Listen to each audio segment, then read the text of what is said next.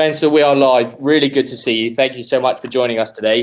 For those that are listening, welcome. Thank you for joining us. It's just gone 1:30, and today is my huge pleasure to welcome Mr. Spencer Gallagher to join us. Spencer, thank you for giving up your time. I know you're a busy guy. For those that are listening, watching, please do keep your comments coming in. I'll try and get through as many as possible. But today we're really going to tackle the subject of leadership, because actually as an agency owner and co-founder, what I find most challenging at the moment is some of the topics around leadership. And so, Spencer, having worked with hundreds of agencies before, let's dive in.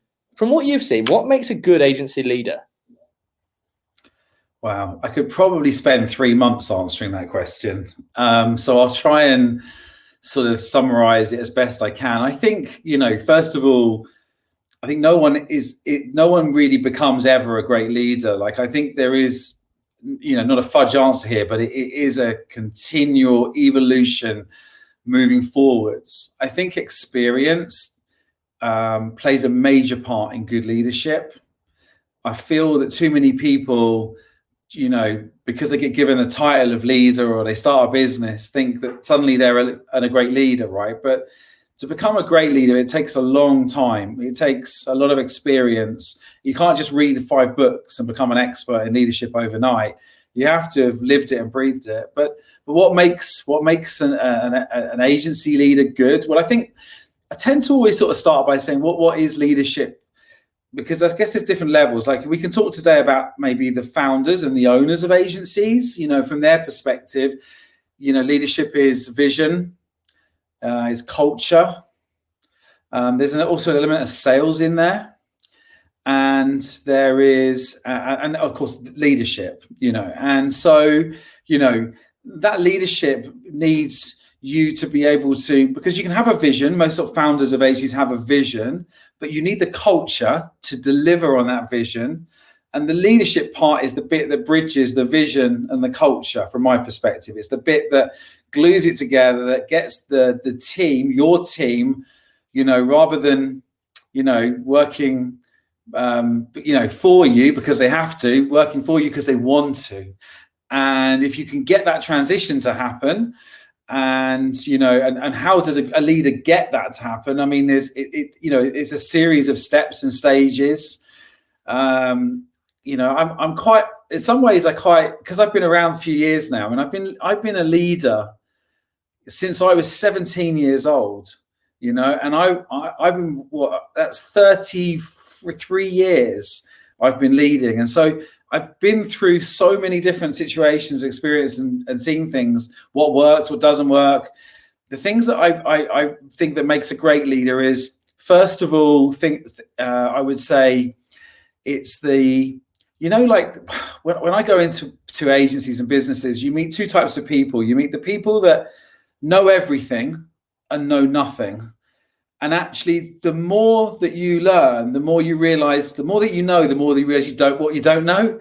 And so I think a great leader is someone who doesn't think they know everything, is still understands that journey of learning, is able to be themselves and not take a persona, not become a narcissist, not become an egotistical psychopath. It's someone who can just be the authentic version of themselves and inspire the people around them in their business to be the best version of themselves. And I think that some of those things I fired at you is quite a lot in one short go, but it's, there are some good characteristics of good leaders, but I think that it's certainly a journey of learning and stuff. Spencer, I've got a couple of questions that have come out the back of this. One is around the fact that leadership is absolutely exhausting. And you mentioned there you've been leading since you're 17 years old. How have you dealt with the times where you just want to eat Cheerios in your pants and not be leading a load of people that are expecting you to always have the answer, always know what to do, always be able to get you out of a tough situation? What do you do in those times? I mean, let's be clear about this as well, just so everyone out there who thinks that, there are these bulletproof people that are invincible. That just doesn't happen, right? So I have down days. Speak to my wife. I have down days as much as anybody. My job is to lift people up and keep them motivated and happy. And and every day I have to take a difficult phone call from someone who's in a difficult place, struggling. And so the reality is that, you know, life is a roller coaster. It is full of ups and downs. I know most of you know that, but, you know, it's the acceptance of, and I wrote a post this recently, is actually just being, you know, being honest enough to admit that and not sit there trying to put a brave face on and fronting everything out, which is, you know, probably a thing that my generation used to do very, very well. You know, in the early days of working, everyone would just brave these things out and front it out. But the reality is we all have downturns. And the way you deal with it, Nathan, I think is, the first thing I'd probably say is I'd urge everyone to do, and I think something actually that we're doing at Cactus now, like we're bringing it in now as almost like a sort of a standard entry level requirement to work with us, is an EQ test. And we do the EQ test, do the emotional intelligence test, so that we can understand what your level of self-awareness is, not just your empathy levels, because you need good empathy to be a good leader. But the reality is that, you know, these are skills that you can work on and improve. And, you know, I've been fortunate because I've had high levels of self-awareness. You know, sometimes I may lack certain other areas. I'm not strong in every area on the emotional intelligence scale, but those areas I'm not so good at, I work at to be better. But the self-awareness thing helps, Nathan, because it helps you understand when you're getting close to burning out, or you're aware when your behavior changes. Because sometimes, you know, one of the things you often hear me talk about is the importance of holidays and breaks. And in fact, we had a chat not that long ago after, you know, you were going through your period of craziness, where I said I'm a bit worried, because there's me being empathetic, because the reality is that, you know, every September, Pete and I, we manage our diaries for the whole year ahead. So we understand that every 3 to 4 weeks, running a business and running, you know, 100 million quid's worth of client businesses, that we get to a point where we're near burnout. So we regularly take breaks. We regularly plan those in advance so that they happen. Those breaks may be in the UK and may just involve me walking 10 miles a day, or, as was last week, go to Bournemouth for a couple of days, or it may be a holiday abroad. But certainly the importance of regular, consistent breaks and spreading them out, and not, you know, saving your holiday up for 1 month at the end of the year and things like that. And if you want to be a good leader, you have to be very self-aware about your mental condition. And I think, you know, there's a lot of spoken about mental health, and, you know, in businesses today. And I think, you know, some of that self-management is look, it's a very complex subject, but some of the self-management is really important. That self-awareness, to recognize your individual signs when things are getting bad. And, you know, I hit, you know, my head turns to brain fog usually after about 6 weeks of board meetings. And then I need to have a long weekend or a week off to just reset. And in fact, I woke up this morning, I had a week off last week, and I you know, consciously knew that my brain was clear of fog for the first time in quite a while, because I think I've been out, you know, I was out a lot last week, and I went back into board meetings this week. And whereas most of us, as we all know, have been trapped inside for many months. So to answer your question a very long way, I would say the self-awareness is very important. And I think there are many other benefits to emotional intelligence tests and EQ tests that will help you understand when you're managing or when you're leading other people. I'll use the word management today. When you're leading other people, you know, how empathetic are you to them? Do you understand what's in it for me? You know, do you think about the people that are working with you? And, you know, do you understand what it is that, you know, what are their needs and what are their ambitions and desires? And you need to, as a leader, you need to know that. Okay. So EQ, big thing to do. And I would say the more you work on that, I think the more self-aware you'll become, and the more you'll manage the burnout. Now, there's another couple of things I'd add to that, Nathan. I'd say, you know, different stages, different leaders, you know, will do different things. You know, we can not be very good at delegating tasks away that other people should be doing. We can work on low value tasks, not high value tasks. So it's very easy for us to suddenly, you know, start to do things because we think it's quicker if we just do it ourselves. But that's a fly on the wall in our board meeting this morning. Oh, really? Tell me about that then. Yeah, it's just a case of at the moment, as you go through a transition of change, you start to maybe prioritize things that are chasing revenue as opposed to what's right for the business. So small project comes in, oh, we'll take that on because we need to plug this sales gap in June because we're trying to go after bigger projects. Therefore, we'll just take that one on, as opposed to actually, no, that's not right. And if we do that, that's going to impact our ability to create new process and get new things in the new pipeline, etc. So I think there's a need for many business owners to try and juggle that commerciality versus process. And that's something we'll come on to a little bit later today, is how do you find that balance between, okay, we need to take time out to get the new process in place, but at the same time, we have lights to keep on and mortgages to pay, and we need to do that at the same time. Yeah. I mean, that sounds like, the challenge. I think one of the things that you'll recognize, in particular in the agency industry, I mean, this will apply to most industries, but let's talk about agency industry because that's where I am day to day. So my dog's barking, you have to excuse that. What happens is in an agency, typically there's two types of founder. So you get the, it's all going off now. I've got a tractor in the background as well. Just to add, you're 14 months in and it's like, sorry. So two types of founder, you've got and we've run quite a lot of polls on this, so most people are kind of aware of this, but half of the agency founders are entrepreneurs. They're people who've often not worked in agencies before. They may have had sales roles, or they may have had more ideas to start a business typically. And then the other half are kind of the creators, the engineers, and they often they have come from an agency background. Sometimes account managers have come from an agency background, but it's around a 50-50 split. Most people will speak to me going, oh, I feel really embarrassed because I'm running an agency and I've never been in an agency before. And actually, it's a very common thing. But the problem with that is when you have an entrepreneurial founder often running an agency, they want to get everywhere really quick. You'll relate to this, Nathan, right? I know. Yeah, that's my next question. Yeah, keep going. But it leads in well. What was the question? Well, it's just around patience and the inability to have patience because you want everything yesterday, and the balance of narcissism versus success. And like I say, keep going with that point and we'll come back to that because I'm keen to see how, as agency founders and for everyone listening today, how we can make sure that we find that patience and don't expect results at a click of our fingers or by tomorrow.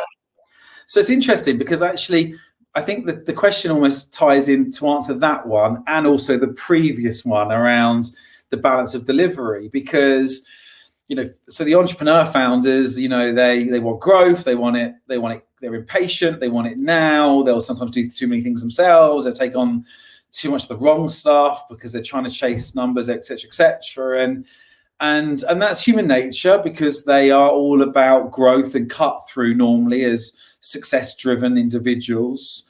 Less so money-driven individuals. I don't find that many entrepreneurs are actually money motivated, if I'm honest. I think there are a few. There are different types, but that's a very useful thing to have, by the way, that superpower of having that entrepreneur in the business. But on one extreme, it's quite dangerous because, of course, you can oversell, you can bring the wrong stuff in and the team don't go with you. But then if you counter that and go back the other way and you pick a creative or an engineer, a developer or a strategist, they're going to sit there and they're going to design the systems, the processes. They're going to want to have the right people in first before they find the business. And actually the opposite things happen, which is the business struggles to find the sales because it builds a team and it doesn't have the revenue coming in. They always overly think all of the things internally to the point where actually it's never perfect. It's, you're reiterating all of the time. And it takes like maybe 20, 30 years to get an agency to scale when you run it like that. So it's slower. It's a better business. The service delivery is always much better, but it gets there so slowly that actually the people in the business do start to leave because they don't see the growth. They don't see the business taking on new clients. They don't see, they may not see, and by the way, I'm very generalizing here. There's a million people going, I'm not like that, but I do that. And of course, but as an overview, I see patterns quite clearly. This is a very common thing. A lot of people will recognize this. And the truth is, Nathan, you've got to get in the middle. You have to find that balance of being good at being having a vision, having a vision that's fast controlled, or growth, I like to use the term, that is a scale up, but isn't maybe a hyper scale up, or because, and by the way, there's nothing wrong with going for hyper scale up. Plenty of people doing that right now, but you've got to realize that lots of things are going to break, and you've got to be prepared to fix those things very quickly and have the energy and the commitment of the team to do that. But the reality is you need to get the balance of the two. You need to get a strong sales pipeline, good momentum. You need to get the delivery mechanism. I do genuinely believe that you have to start with demand first. I don't think you can build supply in an agency and then try and find demand. I think it's a high risk strategy when the wage bills are typically up to 70% of your gross profit. To build a team and wait for then go and find revenue is a very dangerous strategy. No, it is a risky strategy to do that. The better strategy is to find the sales and look for people and try and build the two in tandem, but then try and set some realistic targets that are going to grow at a steady pace. And I think that's the thing for you, I would say, is as long as you're growing, just slow down the growth, fix the delivery side of things, and you can grow if you have to by 10% a year. It's still going to be 8 times inflation. Probably a bit less these days, but it's still a fast growth rate if you have to, while you fix some things, and then once they're fixed, ramp up the growth, and and then go up to the 20% a year. I mean, most businesses and agencies try to go for 20% growth and 20% profit as a standard benchmark. So does that answer the question? Or that's perfect. I mean, the big question I've been wanting to ask, and actually one of the biggest questions for today, is around ego and narcissism. And we always get quite deep on these LinkedIn lives, and I've got no problem sharing behind the scenes of the agency. That's exactly why we're on today. But actually, with success sometimes comes not quite false success, but all of a sudden you start to believe your own hype. You're like, oh my God, we've got from here to here so quickly. And all of a sudden you lose that humility and vulnerability and all those good traits that got you to where you are. The gratitude, it goes out the window because you're suddenly this hungry beast that needs feeding, and essentially you lose all of the good stuff. How did you manage the ego and the narcissistic traits as you grew to where you got to Blue Halo and then exited? Well, it's a good question, because I think that stage for me actually came in my late 20s before I started my business. I had I left school at 16. I left home at 15. I lived in a bedsit at 16 years old, and so when you start with nothing, no qualifications, I'm working in Top Man. In fact, I'm working in Foster's before Top Man. The point is, I didn't really have a lot, and so when I suddenly started to get some success in my career through my 20s, I was managing £20 million businesses by the time I was 23, and 100 staff, and I ended up getting to a point where I was doing quite well in sales roles, that I'd bring in millions of pounds worth of business, and then my ego took over, and I thought I was really good. And so before I set my agency up, I actually got made redundant twice and went through 3 jobs in a year, because Spencer, the blue-eyed boy, suddenly got a little bit too chipper and a bit too egotistical. And I think, be careful here, by the way. Don't misinterpret me as an extrovert for an egotistical person today, because actually, if you do any psychometric testing, whether you believe them or not, the reality is actually I'm not a very egocentric person. It's not, there's a personal brand, there's things there, but it's not about me, it's about my clients. And, that wouldn't be the case if I was egocentrical. So, but here's the thing, when I had Blue Halo, I think that I was always quite grounded, because I started with nothing. I ended up losing everything at 28, effectively. I have a great story called The Unlucky Millionaire, where I tell you about all the things that went wrong in my life. And so actually, through the business, I was grateful eternally through that whole journey for everything, because it was not easy. I could have gone out of business 8 times with Blue Halo. I didn't have many times, I mean, probably the most successful time, I remember I landed in Monaco airport to go, Nice airport to go to Monaco to see the launch of the new Subaru rally car. And I had Chelsea Football Club on the phone saying, we want you to build our website, and we're not even going to ask you to pitch for it. And I was thinking, I've made it. But even then, I was grounded enough to say, look, I'm sorry, I promised Tottenham that I would give them exclusivity, even though I'm a Chelsea season ticket holder when I won that business, and I'm loyal to them. I'm a loyal person. And, So I think for me it was okay. So I think it was okay. But these days, Nathan, there's a lot more younger owners starting earlier, and like me, I recognize in their mid to late 20s that actually ego can take over. Look, it happens at all ages, it does, but I think it you can believe your own hype, and you can end up becoming a little. But the thing that you started off by saying was really fascinating, because you're aware of this, like you're talking about this subject, and so the fact you as a person's talking about it, it means you must be self-aware of these things happening, and therefore that's the key. It's the people who are narcissistic, who become the sort of stereotypical entrepreneurial psychopath or whatever. It ends up, those people, I think they just lack self-awareness, and they don't understand how they're coming. They're not givers. It's all about taking everything. And in fact, Abby, who works with us, shared a great article from that book by Adam Grant, Give and Take, which is a fantastic business book. He talks about the givers, the takers, the matchers, the fakers, and that's great. It's great he does that, but the reality is that most people don't realize how they're behaving because they're not self-aware enough to do it. So doing an IQ test or an EQ test will help you, I think, recognize whether you are good or bad at these things, and in turn then get you to work at it better. But I've seen any consultant, Nathan, just one thing to add as well, any consultant out there will tell you that when they work with a client, that the first thing is you're teaching the client, you're showing them stuff. I've had people come to my house as kids who know nothing about anything, spend years, and then at the end of it all, they're like, well, I did it all, you didn't do anything, and you're like, okay, well, that's fine. But the really great people are the people that don't forget, the people that go, I'm going to single out someone here now, a guy called Simon Green, who used to work for me at Blue Halo. Came in as a system admin guy, and he built an incredible business with a couple of others called Wire Hive over the last 11 years, and he brought me as a non-exec, and through thick and thin, the guy even, I think, turned around about 6 months ago and said, I still remember the first thing you ever said to me was, one day you'll have your own business. And, and I'm really grateful for that, because it inspired, that's great. The humility to not forget.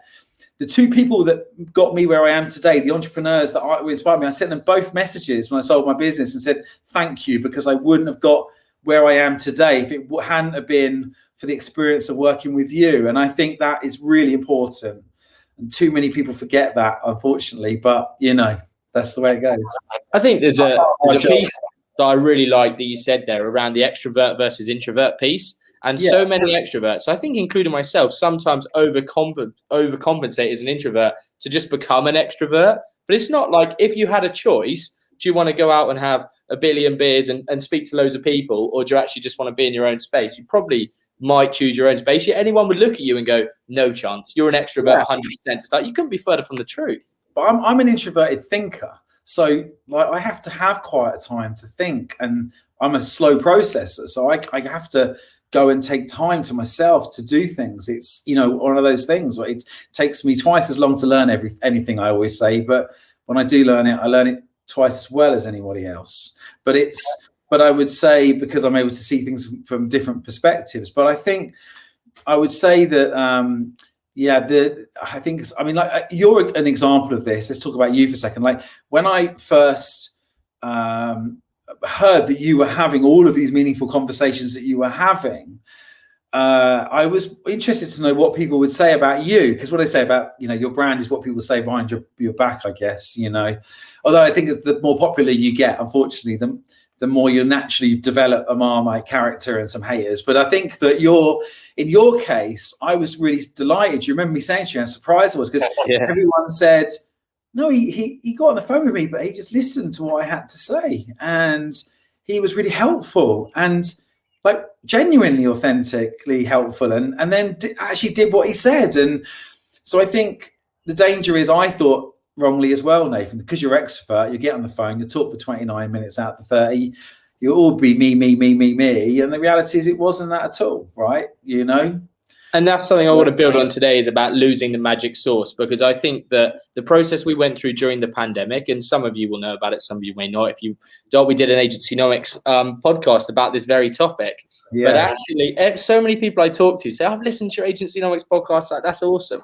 But I think you lose that magic sauce. And actually, during the pandemic, at the time, I began to resent it because we were doing too much and we're burning out. And you were incredibly good to me to have a call and just say that you noticed it from afar.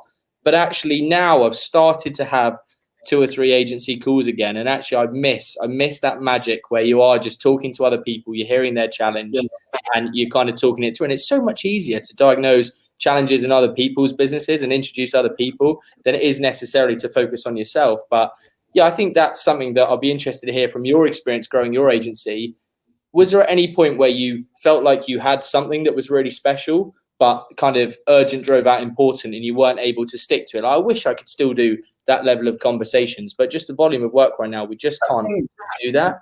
Because you're, the world we're in now is like when I had my agency, you couldn't get information on how to grow an agency, right? And most of the competitors in traditional world were competitors, right? They weren't as friendly. I mean, they don't get me wrong, agencies are better than most businesses for bringing people together and, frenemies, I call it. And so today you have access to far more information as a business owner generally, or as an agency owner in particular, because there are all these support systems.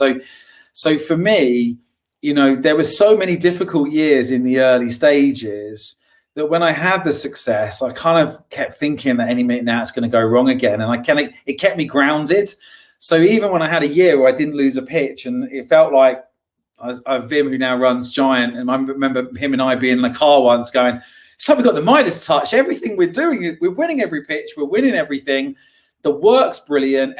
But 12 months before it was broken, and 12 months later it was broken. And I think the reality is that you can't get complacent when you run a business, because the moment you get complacent, the business kicks back. And so you have to keep yourself in a position, I feel, where you feel like, that it's always a constant journey of improvement. Things will go wrong. You'll fix them. They'll go wrong again. I think with the cool stuff that you were doing, I think it was great. Obviously, you got to huge volumes of calls very early on in your early agency growth, because you did the right thing and listened to all the stuff I've been ranting on about for 10 years, where everyone was just taking the mickey out of me saying, that's just nonsense. And does that frustrate you, Spencer, just on that point, that the blueprint is there and actually so many people have trodden the path? Yeah, I don't know if it's ego or what, but so many people are like, oh, I see what Spencer's talking about there. I see what Pete's mentioned here, but actually I'm going to go and do it my way. And you're like, well, why do it your way when I've shown you how to do it? Well, I think,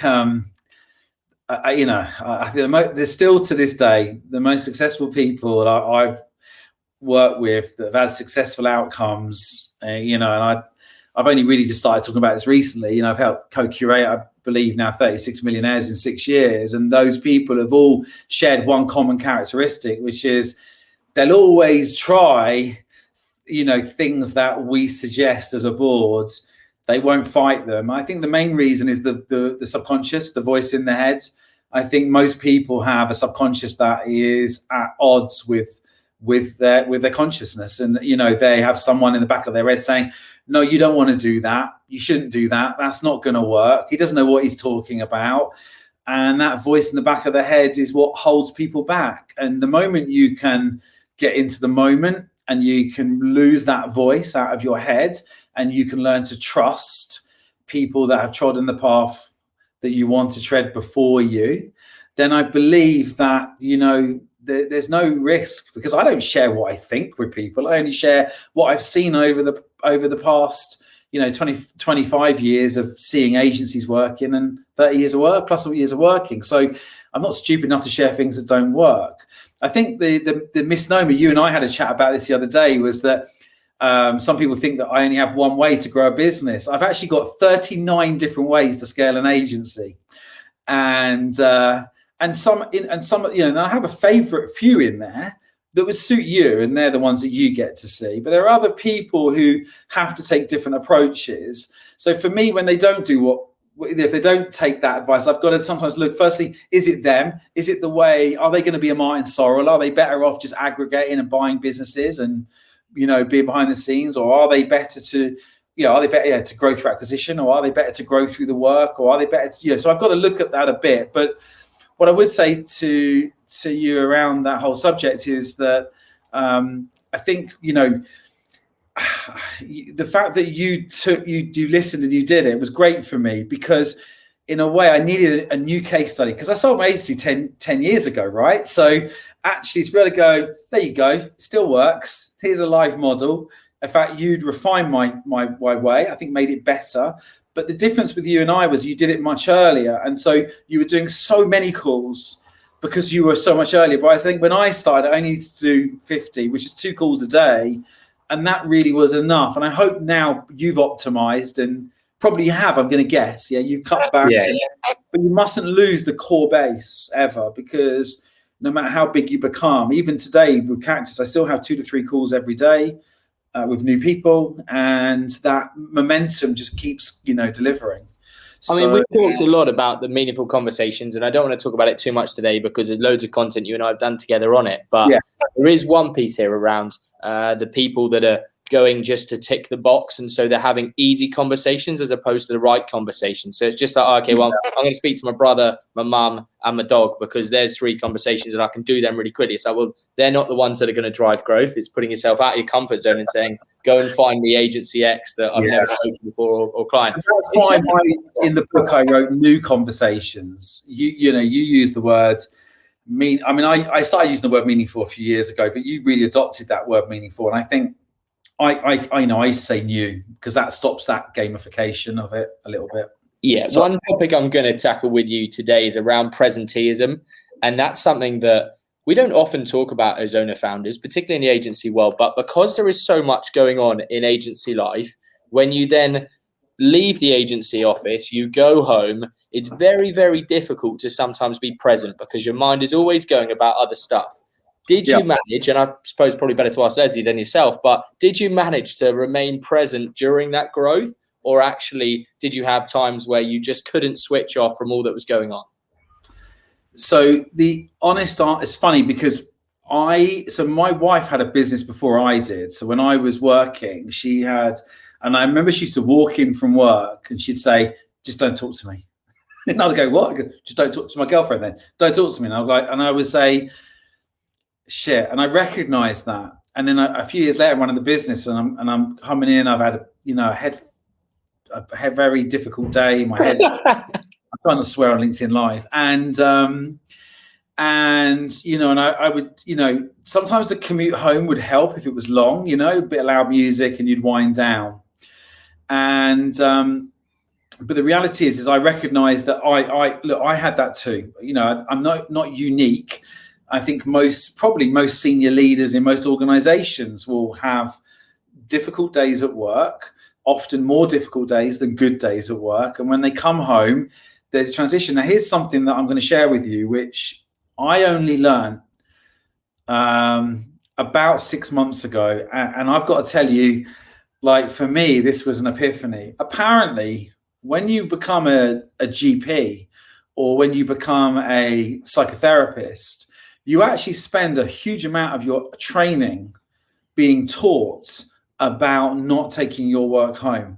Because if you take your work home with you, it will eat away at you and kill you, right? I might be dramatizing a bit there, but I'll do that a little bit every now and then. So what they do is they create end-of-day routines and they recommend end-of-day routines. And so they spend a lot of time working on that. I was told this by a friend of a friend, and he said, we spent the first year of our training learning how to deal with the kind of that end of day routine.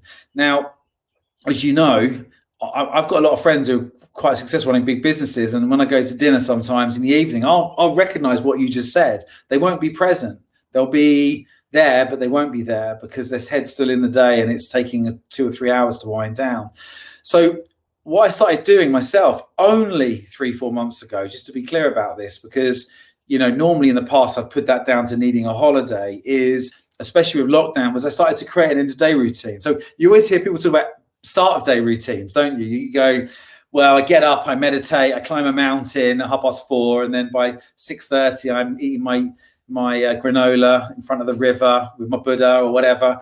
I guess like a warm down for a sports team though, right? You've got to warm up as well as warming down after the Yeah, game. I mean, I mean, exactly. Think of it like a warm down. But, you know, for me now, my close of day, I have quite a good close. So I'll go and have a shower. I'll get changed. Because in the old days, you'd wear suits to work and then you come home and get changed. And we don't do that anymore. So I physically now have about a half an hour, 45-minute like changeover period.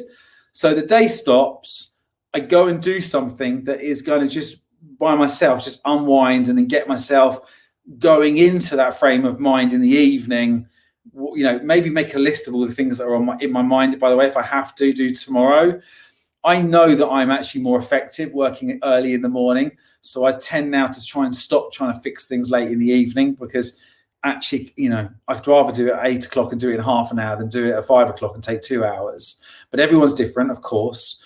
So yeah, I would say definitely if people are struggling with that, get an end of day routine. And the other thing is, and this happened with someone I'm mentoring at the moment, where she, a very successful entrepreneur, she scaled her business, you know, like you guys really, from a very early stage to $1 million in a very short period of time. And she got herself a PA. And actually, I remember her saying, my life has transformed. I'm not working weekends or evenings anymore. I've learned to delegate. And so sometimes there are things like that that could help you, I think, you know, to be able to help switch off at the end of the day, know that somebody else is going to take over some of those tasks or remind you tomorrow that they exist. Does that answer your question? So I think creating an end-of-day routine is probably the best way to deal with it.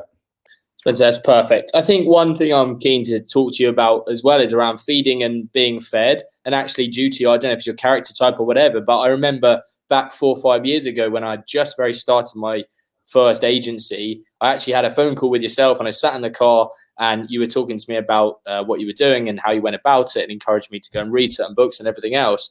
But actually, you seem to always be feeding rather than being fed yourself. Do you ever resent that and get to the point where you're like, you know, and I found that, to be honest, with the agency conversations, there came a point where we talked about it so much that actually people were then coming for all the wrong reasons. Back when we started, it was really nice and people took them for what they were. Whereas at the end, it was like, okay, where's the intros? Where's the stuff you talk about? I was like, well, hold on, dude.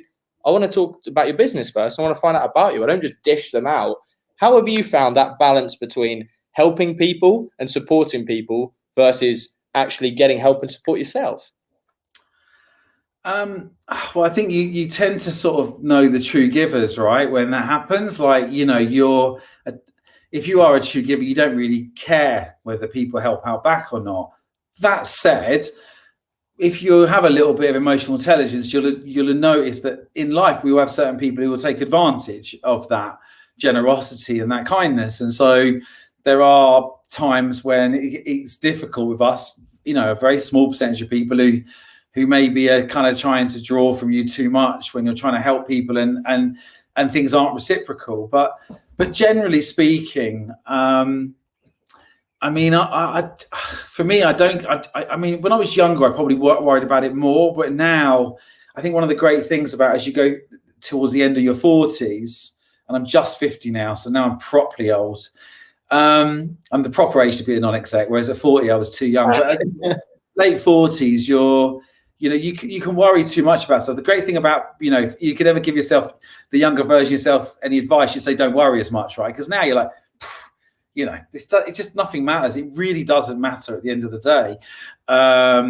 So yeah, what am I trying to say to you here? I think that you know, helping others is definitely got to be the first thing to do. Of course, you know, how do you then feed yourself? Well, I think you invested in yourself, right? With the personal branding stuff we see, and we'll talk about that shortly. Yeah. The JJ boys, like, finally you're starting to say, you know what, I'm going to invest in myself rather than keep helping and supporting everyone else and taking notes. I guess what everyone doesn't see, and what you don't see, is my inner circle. So I have, you know, 6 friends who all owned agencies. All 5 of them have sold their agencies.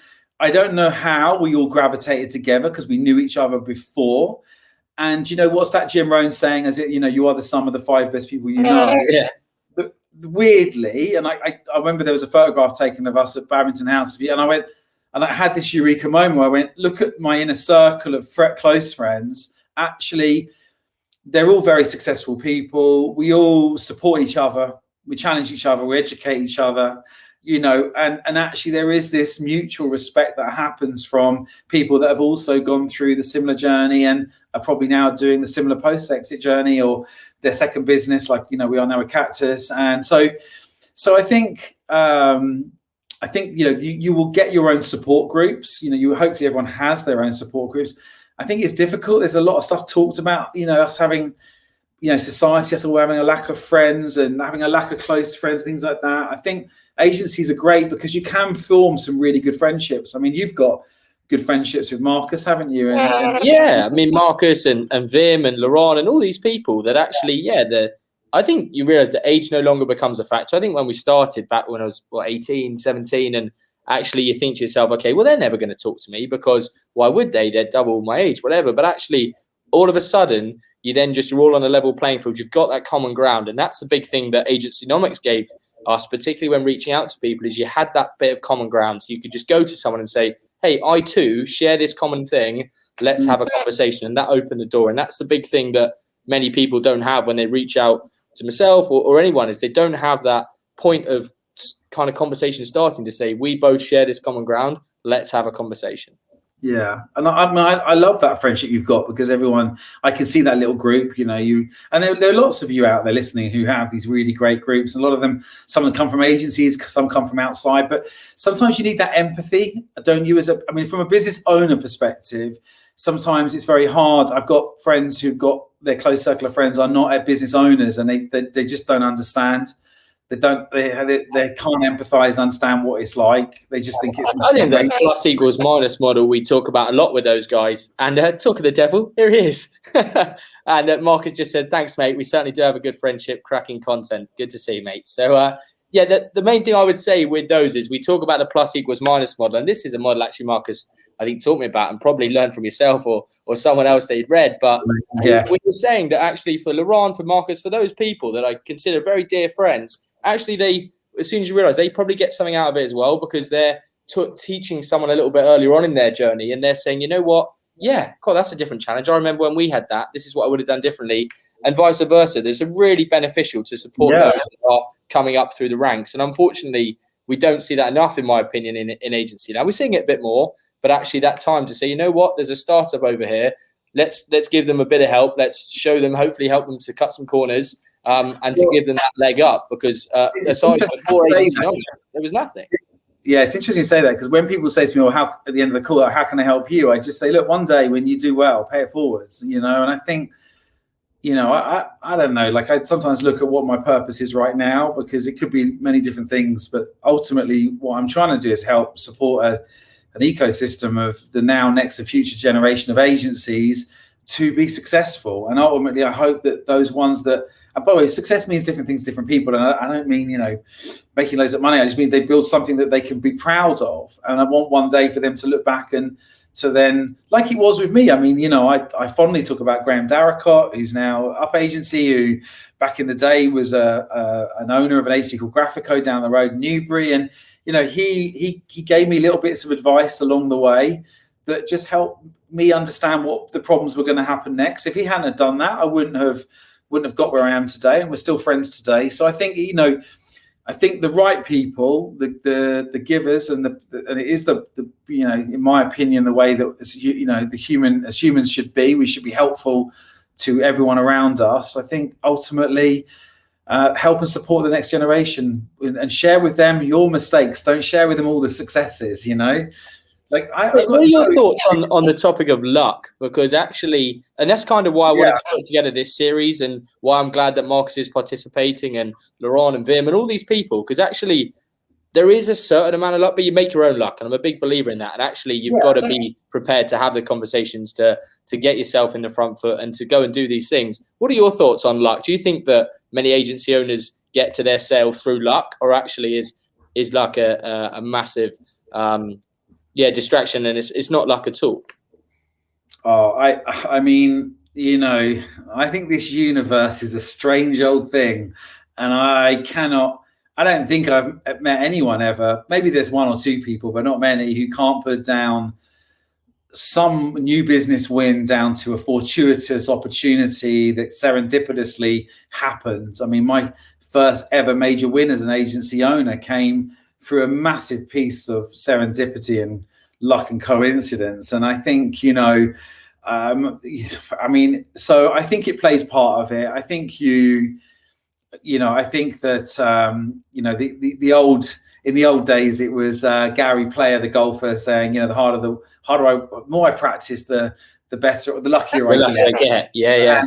And then it kind of got adapted. The harder I work, the luckier I get. And then there's been the haters now, because it's cool to hate things these days, Nathan, right? So these days, 50% of people will love an idea and 50% will bring it down. It's just one of those things. But, you know, now it's not about working hard to become lucky, because that's not good for your mental health. Well, you know, actually, if you love what you do and you work hard and you're self-aware, like me, you won't have a mental health breakdown, because actually you'll be working hard on yourself and your mind and your meditation, and you'll be doing those things, running, and the things that help us. And of course, there are complicated areas of mental health, I understand, that aren't always necessarily caused by work over, but where people have a go at the work thing. So from my perspective, being very positive here, I think, you know, luck does play a part. I think we've all been in life where things just seem to go right, and we've all been in life where things just seem to go wrong. And the best book, if you haven't read it, is The Luck Factor by Dr. Richard Wiseman. And he tells a great story in there, and I'm gonna paraphrase this and probably get it a little bit wrong, but when you read the book, you'll get the exact story. He gets a room of 50 people, puts it into two halves: who's lucky, who's unlucky. First thing he does, he buys everyone a lottery ticket, and he sees if the lucky people are going to win the lottery more likely than the unlucky, and they don't. So he proves that mathematically there's no thing to luck there. But then what he does is he invites some lucky people and unlucky people to come to the BBC studios, where he tells them he's running a documentary. And he says to them all, when they turn up, sorry, individually, you're a bit early. There's a cafe over the road. Could you go to the cafe, get a cup of coffee, and we'll call you over and we'll interview you shortly. As the people go over, they put a £10 note on the floor just outside the cafe. Now, the lucky people, every one of them picks up the £10 note, goes in the cafe, buys the cup of coffee with the £10 note, and then sits down and starts a conversation with one of the three people that have been set-pieced inside that cafe. And one of them is a businessman with an opportunity for them, okay? The people who said they were unlucky didn't see the £10 note on the floor, skipped over it, went in, had a cup of coffee by themselves, and didn't talk to anybody else. So when you talk about making your own luck, first of all, by believing you're lucky, by believing you find pennies on the floor, or you find four-leaf clovers more than other people, or when you believe you're lucky, you're more open, your physiology, your psychology, everything about you changes. If someone says to me, am I lucky? I say, yeah, I'm lucky. Yeah, it's not, I'm lucky, but does that really mean anything? I don't know, but things go my way. But do I work hard? Am I always looking out for coincidences, for opportunities, for connections? Yeah, I am. And have there been times in my life where I've had bad luck, where everything's gone wrong, and my head's been down, and I've missed things, and the voice in my head has told me things that I don't want to hear about myself? Yeah, of course. And so really, I think the state of mind that you get yourself into will help you become more lucky ultimately. And yes, it will, success is exponential. It's what people get wrong as well. Like the more you work at something and the more successful you become, the more it grows exponentially. But actually, people just think, oh yeah, it's like a destination, but it's not like that, Crashing back down to... You sound like you know more about luck than me, but I would recommend everyone reads the book by Dr. Richard Wiseman, for sure. Yeah, I mean, that was one of the main reasons, Spencer, I reached out initially. It's so humbling to be asked by students to go and speak at universities and colleges, and I go back to school and I do all these things. And that is really, as my own character trait, that is massively rewarding for me, and I really get a buzz out of it. But what I want to show people is that actually this is luck to some extent, for sure. You've got to be in the right place at the right time. But actually, it's possible for anybody. Like, surround yourself with the right people, do some of the things we talked about today, and actually bringing your knowledge to this webinar is perfect, because people can say, actually, there's nothing special. I was just the same as everybody else. The reason that we're doing what we're doing is because we're prepared to invest, and we invested in ourselves. And now you look at things like Agencynomics now, you look at the book, you look at the network, those people that are investing in themselves and really paying it forwards and doing all those good things are the ones getting the results. It is a formula. It's not so much about luck, and it's not something that, oh, you can do because you had this schooling or whatever. It's not like that at all. Now, I've got a podcast actually next with Mills Banji from an agency called, do you know Tappin? Have you met him? I don't know. No, I haven't. I can't believe it. No, I was going to say that must be the first person that I've met that you haven't. No. Oh my God! What was sorry? I just lost my train of thought then saying it, and there was a reason why I said his name, because something. Something about making your own luck, wasn't it? Oh, I mean, it's funny how those he read the book, he reached out to me, I then saw him on social media, thought his content was brilliant. Oh, I know what I was going to say, work ethic. I think he's Gen Z, and he works in the Gen Z space, helping talent attraction and really helping to hopefully transform the way diversity and inclusivity is taken inside businesses in terms of recruitment and talent and employee branding. Brilliant agency. I love what he's doing. Love where he's at. It's a very early stage, but booming very quickly. But the thing is that I think from what I've seen so far, I feel like the Gen Zs they're going to get it better than maybe the previous generations of workers, because I think there definitely has been more awareness of mental health issues, and there's definitely been more issues and challenges. Of course, COVID hasn't really helped any of us. I mean, I've suffered early on this year. I was definitely suffering from being locked down. And as I said, I'm normally quite resilient. But I do believe that there are going to be better ways to deal with mental health. We're getting more awareness. There's certainly going to be transformations in the way that psychedelics help. And that's going to be 10 years away from now, but that will transform the way that I think, people will manage their own, will be able to manage their own mental health much more effectively and practically. But I also think from what I've seen of the Gen Zs, they've got a much better work-life balance and mix. Like, I've seen this kind of like, they like experiences, but they work hard, but they also rest hard. And I see some characteristics in the new generation. I'm generalizing here, but I'm going to pick Mills's brains on it more, where I actually see a lot of things getting better in the future. I see hope. I really do.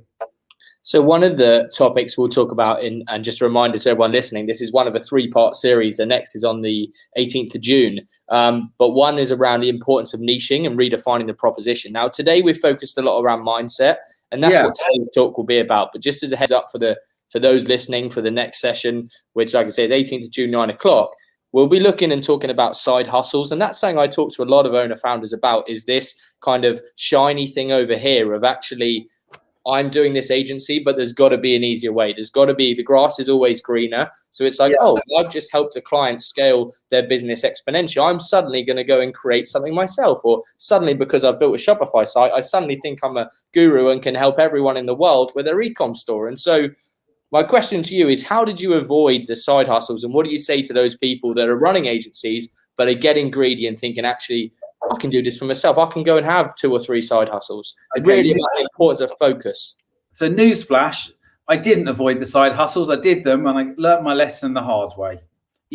I'm like everybody else. I mean, people will always hear me say, just focus on one thing, because 99.9% of entrepreneurs self-sabotage their success by creating side hustles. Yeah, because they end up spreading themselves too thin. Everyone's moaning that they're working too hard and it affects their mental health. But let's go and start another business, because that's a really good idea, isn't it? So there's a brilliant book called Just the One Thing. Most entrepreneurs will probably read 20 pages of that book and stop like I did, because you get the idea after 20 pages. But, I did. I built the e-commerce platform before Magento came out. We built a loan application process, the first one to process secured loan applications online. We built these other businesses. I put a recruitment company together. And every time, when I look back at that time, it deflected me away from growing my successful business. And the moment I stopped all of the side hustles, or when I didn't focus on the side hustles, guess what happens? And I would say honestly that 8 out of 10 businesses I go into that have one, first thing we do, we lose a side hustle, business starts growing, and it's just a quick fix. If you've got a side hustle, fine, it's not a problem, but you've got to find someone else to run it. And you've got to go to a board meeting, like I go to board meetings, go there for a 1 hour a month board meeting or 2 hour a month board meeting, and be there as an investor, just like you might invest in the stock market and attend to your finances and check in how they're doing every month, as long as you're not a day trader. So I would say, personally, there are people with successful side hustles? There are a couple, but I'm going to tell you now, every single one of my successful friends and people that I've met on my journey who are very successful only have one business. Once you've built and sold a business, you can work on multiple businesses. It's possible. That's what I do now. I work on multiple businesses, but at a cost. Like Cactus isn't a multi-million-pound business because that's not my game. But if I stopped focusing on the business and focused on my own, it would scale very quickly. So that's my advice. And I think most people will go through this. Now, if you can't make an agency work, you're probably unlikely to make a product business work. Like if you can't make the agency work, then you're unlikely, you haven't got, from what I've seen, most people who then go, oh, it's easy to have a product business. They go, it's a real shock. Having said that, I've met people that have done that. They've got rid of their agency. They've started product business and it's grown. There are not many that I've seen go on and do it successfully. Like I'm talking less than 5, and I'm probably out of 1,000. When I say 1,000, probably a good 100 people I know that have pivoted to products from services. Only 5% maybe have actually gone on to work. If that, I mean, if I'm honest, it's probably less. So try to avoid distractions is my advice. But you don't have to take it. I mean, it's your business. And that's the piece I want to finish on today, Spencer. Unfortunately, getting towards the end of time, but it's just around self-belief and the point of it is just your advice, and actually people are perfectly able to go and tread their own path. But the reason we're doing this is to show people that there are people that have been there, seen it, done it, that have shared the blueprint. And actually, if you do anything, if you just listen to 5 minutes of this, just go and check out the Agencynomics community, get the book, have a read, just go and see people that have been there, seen it, done it, and then don't be prepared to reach out and ask for help. But the final thing for me today is really around dealing with the haters, because as you've grown and scaled, you will start to have people, like you say, that Marmite personality. Some people will love it, some people will hate it. And for some people, that can be crippling. You can be absolutely crippled. And I would say to some extent I am, that as we grow and scale, and if we continue to grow and scale on the trajectory that I'm hoping for, I am crippled by the thought of a lot of people out there speaking not very nicely about you. How do you deal with that? It's not easy. I've had people attack me in the last 6 months, and I take it, and I have been guilty in the past of taking things personally. I think I would say, as I said, the last couple of years, you learn to care a little bit less, and that's just one of those things. And maybe the more you get to see it, the more there is context. I probably every day get someone thanking me in some shape or form for help I've done, and that negates any negativity. But I think it is, I'm not going to lie, it can affect me, and it does. And I'm sure it affects most people. And as much as everyone says, oh, you shouldn't, or, why should it affect you? I am human at the end of the day, and if people lie about you behind your back, it hurts, right? Because you want to be able to defend your reputation and you want to be able to defend, but, actually it's their problem, not yours. And, I just read a book called The 4 Agreements. If you haven't read it, I feel like I'm promoting loads of books. I was going to say the library's having a field day.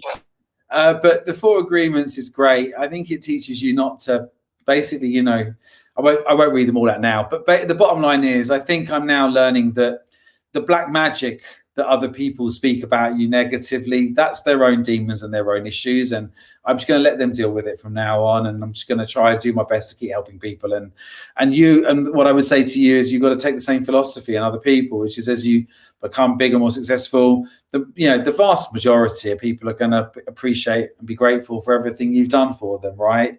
But that's the thing, right? It's being about having gratitude. Yeah.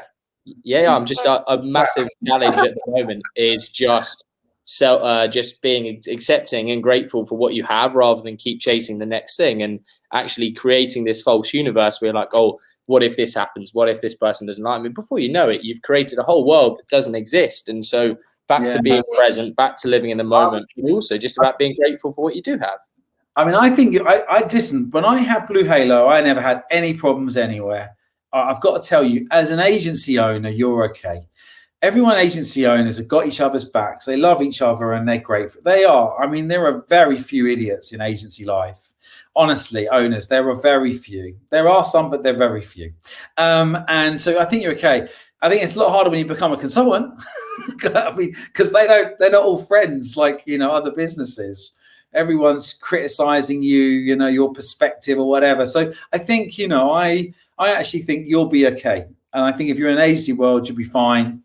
I think actually the ecosystem of agencies is so wide and so diverse that very few of you really compete directly with things. This is a topic in itself around competition. Actually, if you look at price point, availability, skill set, all that good stuff, very rarely do you find someone that does exactly what you do. But let's save that for next time. Guys, it's been an hour. Thank you so much for those that have joined us. Thank you all for your lovely feedback that's coming through. We really appreciate it. We'll be back for this 3-part series on the 18th of June at 9 o'clock. Until then, keep your questions coming. Message on LinkedIn.